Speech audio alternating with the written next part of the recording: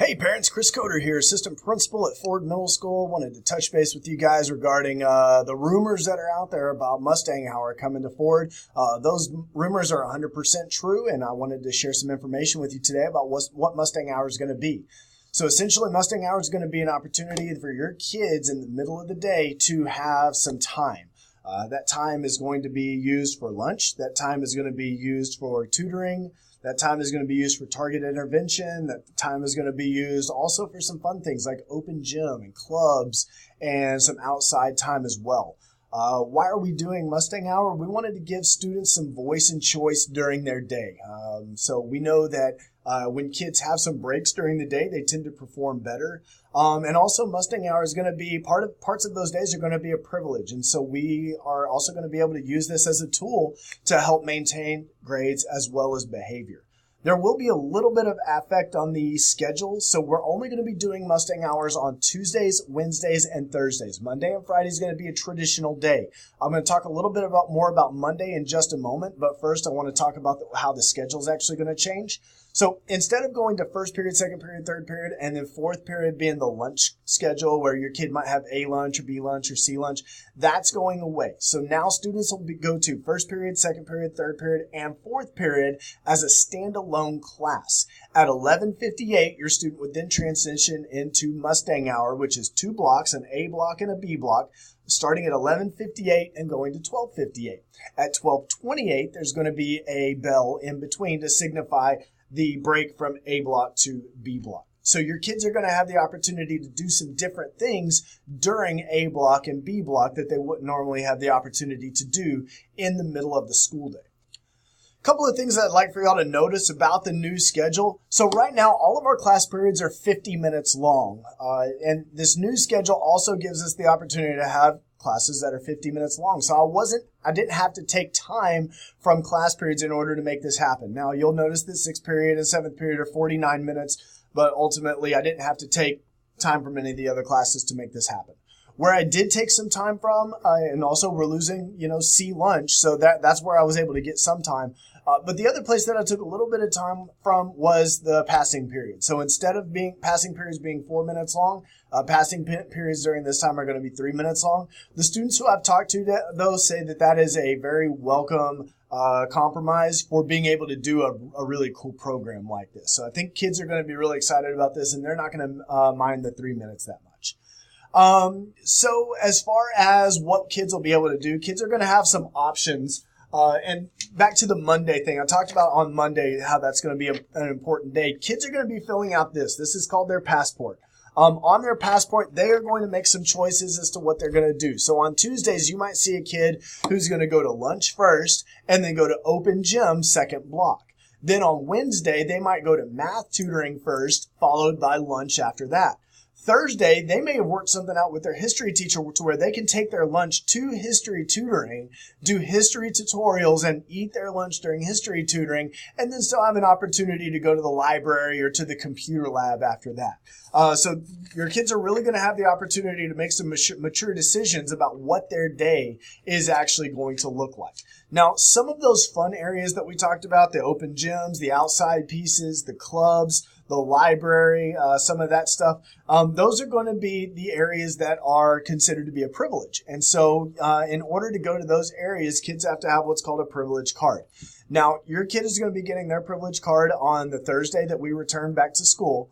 And what that is it's going to be, like I said, it's going to be just like this, and they're going to attach it to the ID that they already wear, and that's going to be that. So these can get taken away from kids also. That this is part of the ways that we're able to maintain grades and behavior, as I mentioned earlier in the video. So if a kid is failing a class, if a student is failing a class, that teacher would take up their privilege card until the grade is brought back to passing. At that time, once the grade's brought back to passing, the teacher would then give the privilege card back to the student. Administrators can also remove the privilege card for behavior. So if the student has some sort of behavior issue, we can take the privilege card away for a number of days. At that time, students would only be allowed to attend academic areas, including tutoring, computer labs, so on and so forth. That's going to be where they would spend their time during Mustang Hour if they don't have a privilege card. So remember that the privilege card is just for some of the fun areas like clubs, outdoor areas, open gym, so on and so forth. If your kiddo loses their privilege card, meaning they lose it as in like, not they lost it to a teacher, but they lost it, out at the park, or they lost it at home or whatever. The process for getting a new one's the same as a regular ID. It would be $2. The librarian's then going to look at an electronic list to make sure that their privilege card wasn't taken up by a teacher or an administrator. If it was, then their name would show up on that electronic list, and the librarian would say, no, the principal has your card, or your math teacher has your card. Once your grade is brought back to passing, then you can get your card back at that time. Wanted to touch base on some other notes as well. Every student's going to be asked to join Remind 101. This is an electronic communication opportunity that, as long as kids receive the message initially, then we can send them a mass text message. This is going to help us communicate to students during Mustang Hour, whether it's about trash or whether it's about volume levels, behavior, etc. This is also going to be a tool that we can use when parents come to pick up their kid. If there's a doctor's appointment or whatever, we can say, we need so-and-so to come to the front. And then whether your student has a communication device or not, if they're in a group of friends and they say, oh, hey, Jacob, your mom's here to come get you, then Jacob can go to the front at that point. Or we can also use the PA system, but we're going to try to utilize as many communication tools as possible. A note to remember, if you are picking your kiddo up between 11:58 and 12:58, we ask that you give a little bit of extra time for that to occur, because it might take us a little bit to get your kid to the front if they're out in the open gym, or if they're in a tutoring class, or if they're in a cafeteria. It might take us a little bit to get your kid to the front, so we just ask that you plan a little bit of extra time in that case. Also communicate with your kid beforehand, or send your kid a text message saying, hey, I'm on the way. Go ahead and start making your way to the front, or, let them know that morning, hey, I'm going to be there at 12:30. Make sure that once A block is over, make sure you head to the office so that I can come get you, or whatever the case may be. Lastly, we want to let you know that Mustang Hour can be removed for a variety of reasons. As a whole, as an entire campus. This would be for reasons like trash, for, a major behavior issue, like if there, heaven forbid, if there were a food fight or something like that, then we would remove Mustang Hour, for an extended period of time. Maybe that's a week, maybe that's 2 weeks, maybe it's just a day. I don't know. It all depends on the incident. That would be, something that Mr. Russell would ultimately decide on.